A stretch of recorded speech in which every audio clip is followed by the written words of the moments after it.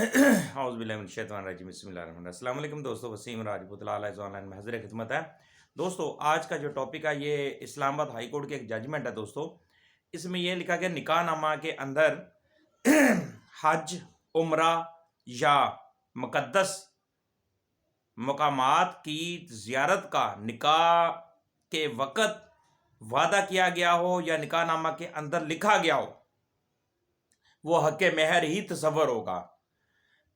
2020 ISB 422 اسلام آباد high court کی یہ ججمنٹ ہے۔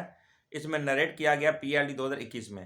اب دوستو اس میں نکاح نامہ میں اگر یہ لکھا جائے، کیونکہ مرد جب نکاح ہوتا ہے، جب میں نے ایک پچھلے دنوں لاہور ہائی کورٹ کی ججمنٹ آئی تھی جس میں یہ کہا گیا تھا کہ میں نے دوستوں کو بھی بتایا تھا کہ جب بھی نکاح کیا جائے تو اس میں انتہائی آپ کی عقل، آپ کی توجہ مکمل اس پہ ہو جب نکاح نامہ لکھا جائے۔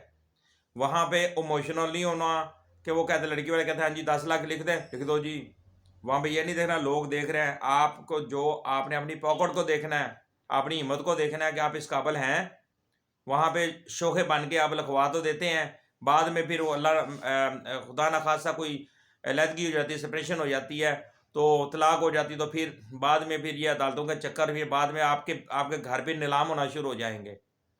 تو یہ چیزوں سے اوائڈ کریں۔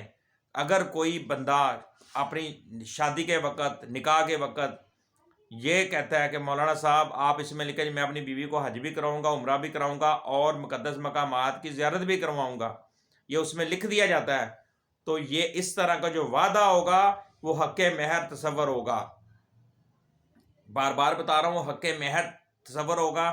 اس نکاح نامہ میں اگر لکھا جائے کہ عمرہ مقدس مقامات پر لے جاؤں گا، لے جائے گا دولہا، تو نکاح نامہ میں لکھتا ہے یا لکھواتا ہے، مولانا صاحب کو کہتا ہے، نکاح خان کو کہتا ہے کہ اس کو لکھ دیں، تو پھر یہ آپ کا جو لکھا ہوا ہے وہ حق مہر تصور ہوگا، تو وہ پھر آپ کو کروانا پڑے گا۔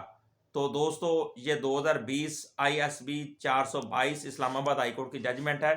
انسان موسٹلی نکاح کے وقت یہ ہوتا ہے کہ لوگ دولہا جو ہوتا ہے یا ان کے جو بڑے ہوتے ہیں وہ ایموشنل ہو جاتے ہیں، جی سبھی دیکھ رہے ہیں نکاح ہو رہا ہے، تو اب لوگ کیا کہیں گے، تو وہ پھر اس چیز کو دیکھ کے وہ بڑا پچھتاتے ہیں۔ مجھے اپنی دعا میں یاد رکھیے گا۔ السلام علیکم۔